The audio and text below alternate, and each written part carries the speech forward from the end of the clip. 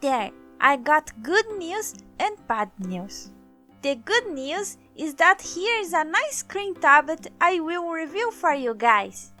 The bad news is that I can't imagine any pun for name Veikk. Veikk? Like I had with Gaumon. Come to think of it, the logo reminds me of something. So let's go with that. Unboxing! Alright, let's unbox the tablet. I like unboxing stuff. Who doesn't like unboxing stuff? Let's see. Here's a welcoming paper disc. A glove that makes you look like a pro. A mini DisplayPort adapter. We'll come back to this mystery box later.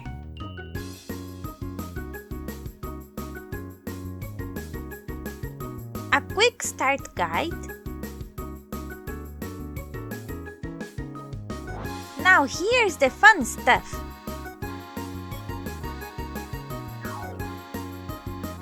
It has a built-in stand with tilt adjustment. And the buttons for the OSD are in the back. Now let's get the mystery box. It has a nice cleaning cloth, a no mystery box, recyclable HDMI cable, power brick, cable cement, and recyclable USB cable. I know it says to peel after installation, but I want to peel it now. Oh, wait, I didn't record it. Just a moment, I will fix it.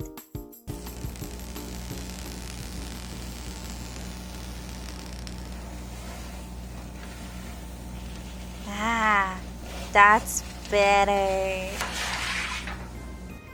Speaking of sounds, this wheel thing feels awesome.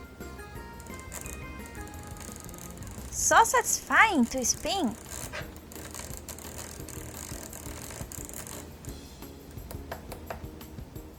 The other buttons are mushy and boring though.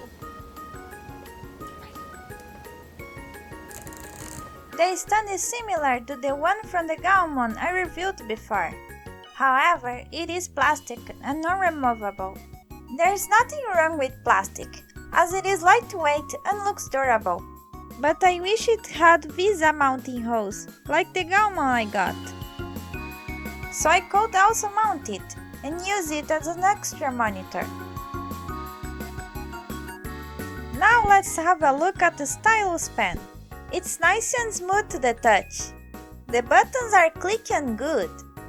It has extra tips of 2 types. And the magic ring for changing the tips. And this rubber ring, I don't know why it's there. It has more tips than you'll ever need, which is great. The pen appears to be about 11 grams or 0.39 ounces, or 170 grains of barley, or 55 carob seeds. There's a convenient pen holder built into the tablet too. There's also an artist glove included, and the fabric feels nice. But the one-size-fits-all approach means it will be too loose for small hands like mine. Setting up! As always, you look up their site, go to the download section and pick the right driver. They support Windows and Mac, as you can see. Make sure you don't have other drawing tablet drivers installed to avoid compatibility issues. The driver's user interface is basic but functional. You can adjust and check the pen sensitivity, and also assign commands to the pen buttons, the hardware buttons, and the dial. In the mapping screen, there is a calibration button in case you need it. Now, don't use the color correction available here, it's bad. Just leave it at 6500K and use the OSD instead. The OSD buttons are in the back, and they make it hard to navigate. Just make sure the color wheel looks smooth. and if there are any bumps, fix them with these user color effects. In my case, I had to shift the hue for cyan, which was way off. I'll leave this image in the description in case you want it. Also make sure you can tell apart the subtle shades around black and white. This site is a great resource. Using it! Now, I will draw a bit while I talk about the tablet. First off, I really like the dial. Not only it sounds and feels nice, but it's really useful. You can set it up for anything that has a range, like zoom, rotation, brush size, and so on. The buttons, while also useful, aren't fun at all, because they lack any tactile bump or clickness. The pen holder is great, and better than other alternatives, like small pen stands. Personally, I prefer more weight on the pen. On my Gaumon, I added a pen grip because it often slipped off my fingers. It was not different with this one. It's very good that it's charge-free though. I frequently forget to charge the ones with battery. The screen has an anti-glare surface and two types of pen nibs, one that slides better and another that provides more friction. The parallax, that is, the distance between the pen tip and the cursor on the screen, is quite bothersome to me. I know bigger companies with more expensive offerings like Huion and of course Wacom are advancing on this matter with laminated screens.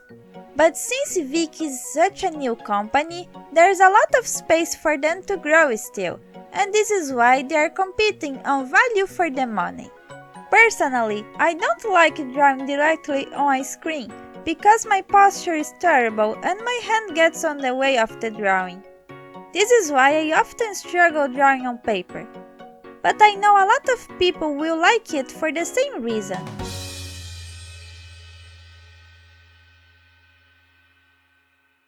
Conclusions.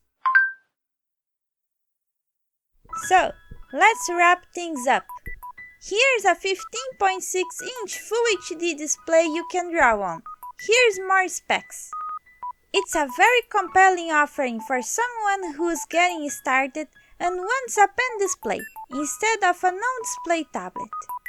Veikk offers both kinds too, including ones they advertise for also, but that you could still use to draw in a pinch. On the other hand, there's nothing stopping you from playing also on a screen tablet too. It also doubles as an extra monitor, with all of the benefits that brings, so it can serve a purpose while you are not using it.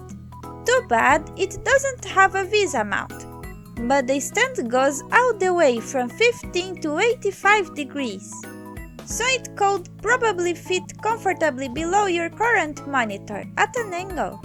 Then, what about pricing? Well, at this point in time, it retails for $299, which is well below the $549 for a 16-inch Wacom Cintiq.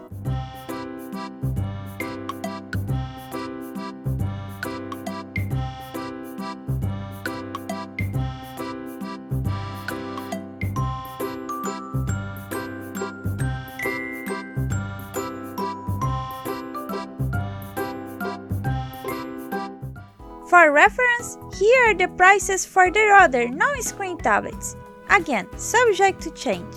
You can certainly draw on any of them, so don't feel bad if a screen tablet is too expensive for you, but you still want it.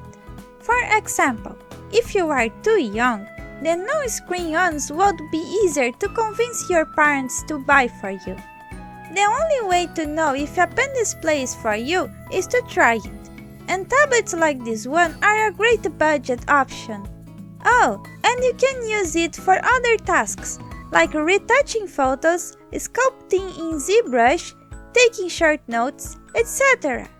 I hope this was informative and that you had fun watching this review. There's more reviews coming, so stay tuned!